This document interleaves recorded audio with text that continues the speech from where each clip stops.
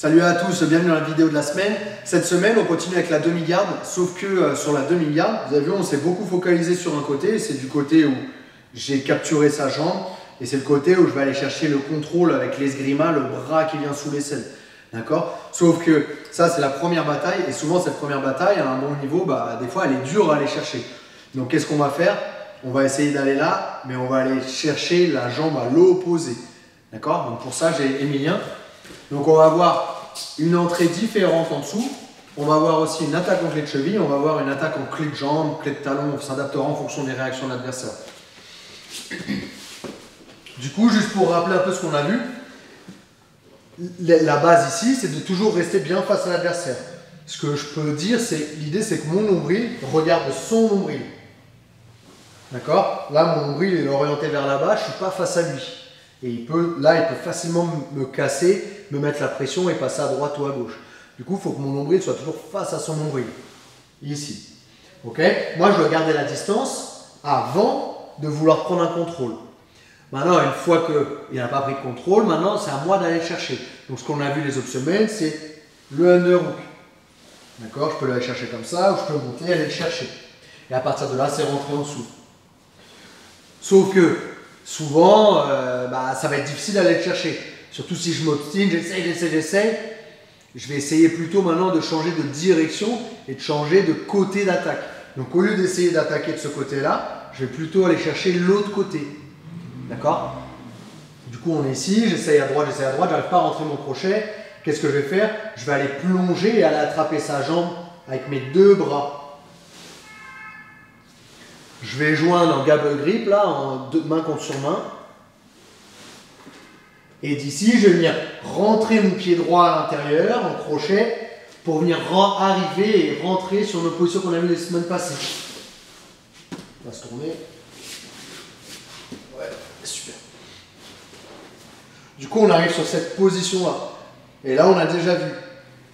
Je peux venir le ramener, pousser, me relever. Boum, boum. Ou je peux venir passer de l'autre côté pour aller chercher le dos. D'accord? Là, ce que je veux que vous travaillez, c'est une nouvelle entrée en dessous et vous pouvez répéter les positions des semaines passées. D'accord? Donc, encore une fois. Bam, bam, bam, bam. On va se tomber. Je suis ici, nombril façon nombril, coude fermé, main devant. J'arrive pas à rentrer mon bras sous son aisselle, je vais aller chercher de l'autre côté sa jambe. Hop. D'ici, je vais rentrer mon pied à l'intérieur et je vais venir rentrer mon bassin en dessous et ramener sa jambe sur mon épaule. Vous vous rappelez, en fonction de là où il met son poids, je vais choisir une position qui va être différente. Mais après, en combat, à un bon niveau, quand mon adversaire a l'habitude de cette position, lui, son objectif, c'est de s'équilibrer au-dessus, être entre pas trop vers l'arrière et pas trop vers l'avant. Donc vas-y, équilibre-toi. Voilà, il va plutôt être là. Donc après, ça va être à moi de jouer. Je vais essayer de le ramener par là pour après l'envoyer là-bas ou l'envoyer là-bas pour qu'il revienne vers moi et ainsi de suite. D'accord? Donc ça peut être aussi un deuxième niveau qu'on peut travailler. Ça va être quelque chose qu'on peut travailler par exemple sur les sparring à thème. C'est-à-dire que j'ai fait mon entrée, mon partenaire il s'équilibre et moi je dois essayer de le renverser de là. Lui il doit juste essayer de m'empêcher de renverser. D'accord? Donc il essaie de s'équilibrer. Et moi, en fait, ce que je dois essayer de faire, c'est de renverser. Là, il est un peu vers l'avant. Du coup, qu'est-ce que je peux faire? Je peux même aller chercher le dos. D'accord? Donc ça peut être aussi un exercice intéressant que vous pouvez faire. Donc là-dessus, je vais chercher la jambe opposée, je charge, et à partir de là, je fais mon travail des semaines passées. La suite, elle peut être aussi faite à partir de ce contrôle-là. D'accord? Et à partir de ce contrôle-là, je ne vais pas chercher à rentrer en dessous pour renverser, mais je vais venir chercher une clé de jambe, une clé de cheville, peu importe, je vais juste chercher à isoler sa jambe. Ici, le danger, c'est qu'il vienne attraper ma tête. Du coup, tout de suite, avec ma main droite, je vais venir le bloquer et le laisser loin de moi. L'autre défense aussi pour lui, c'est aussi de mettre du poids sur sa jambe droite. Du coup, pour pas qu'il le mette, j'essaie de l'éloigner toujours avec ma main et avec ma jambe. De là, je vais le pousser en fonction de comment il réagit. Soit c'est lui qui va me donner la jambe en tournant, soit c'est moi qui vais devoir l'obliger de tourner en attrapant sa jambe. Je la ramène, je la colle à moi. Je peux aller à partir d'un bon niveau, on peut aller chercher directement la clé de talon ici. Mais sinon, on finit là. Bon. Et là, on arrive dans cette position. Talon, j'attrape et comme une clé de bras, je fais une clé de jambe à mon adversaire. Ou alors, je viens m'asseoir et je vais chercher le talon. Mais en fait, c'est pas. L'objectif, c'est de bloquer le talon. Ici. Mais comment je vais faire la clé? C'est en mettant du poids sur les orteils et en poussant le genou avec mon bassin. Poussant et en reculant ici. D'accord? Je recule ici et je pousse là.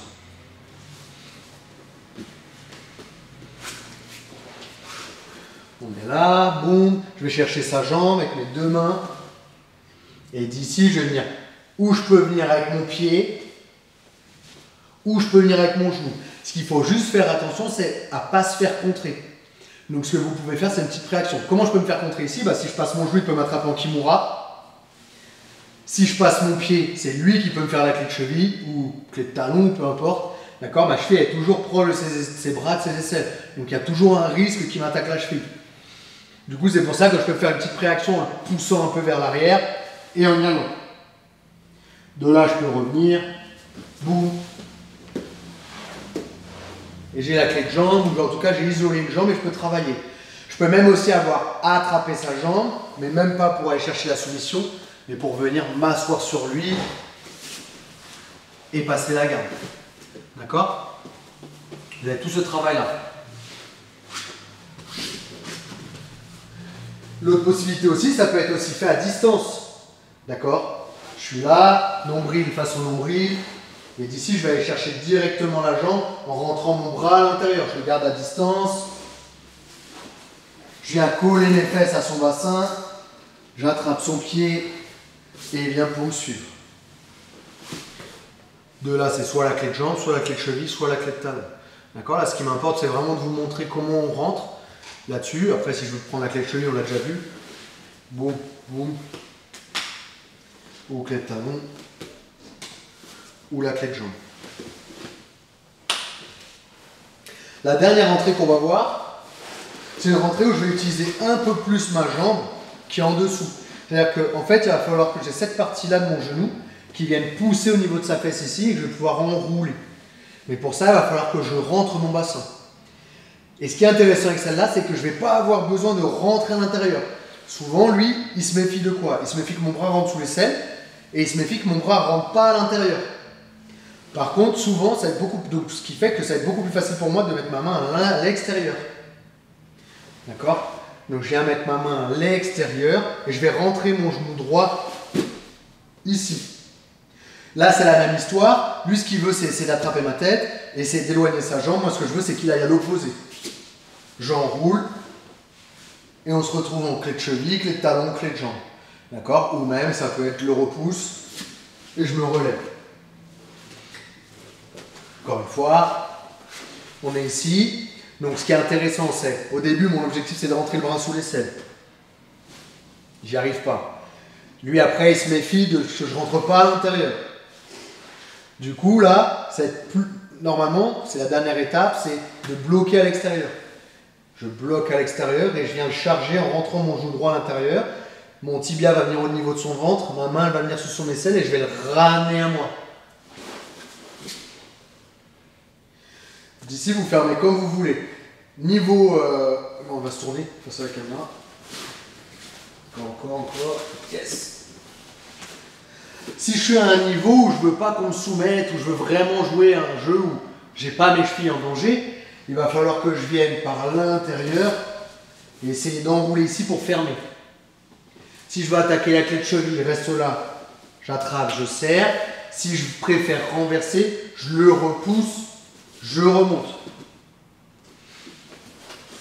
Si après je suis assez à l'aise sur les clés de cheville, etc., je peux venir fermer à l'extérieur. Sauf que là, je donne toujours ma cheville, donc il faut juste être confiant sur moi, mon attaque, et moi, ma défense. D'accord? Ici, j'ai un bon contrôle, seulement je donne mes chevilles. Donc si jamais je tombe face à quelqu'un qui est meilleur que moi en clé de cheville, il y a un risque qu'il me soumette.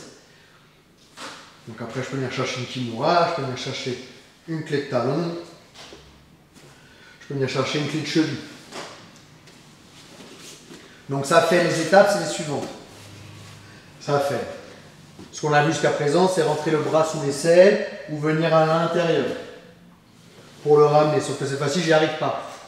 Donc je ne vais plus faire cette première étape, je vais aller chercher directement la jambe avec mes deux mains. Et de là, j'attaque. Soit je rentre en dessous, soit je viens chercher la clé de jambe. L'autre, ça va être de le repousser en arrière, mais d'isoler sa jambe. Donc ça va être, je ne peux plus rentrer à l'intérieur, bah, je peux venir à l'extérieur. Une fois que j'ai fait ça, l'objectif c'est de le mettre en déséquilibre vers l'arrière et de rentrer mon genou pour que ce soit derrière ses fesses.